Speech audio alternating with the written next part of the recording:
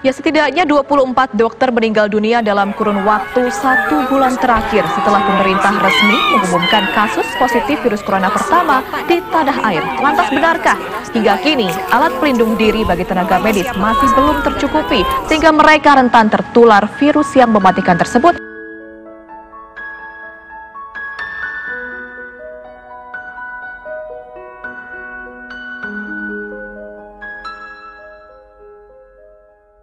Kita harap juga bahwa APD yang ada itu juga akan dipergunakan baik di Pukiku, di Rampak, di Heli, di Puskesmas, sehingga benar-benar kita benar-benar menghadapi masalah ini.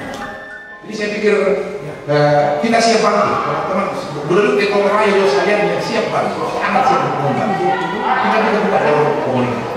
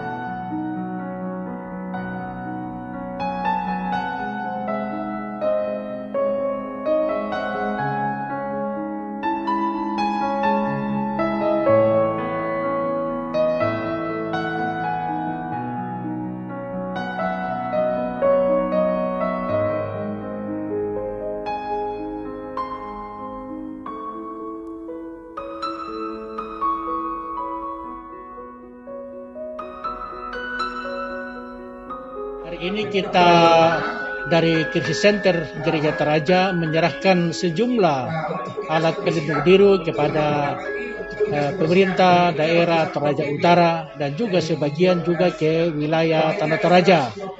Alat pelindung diri itu misalnya APD yang dipakai, ada yang 1 kali pakai kemudian dibuang, ada yang dipakai bisa dicuci, ada juga alat pelindung diri yang memenuhi standar yang dijahit oleh PWGT.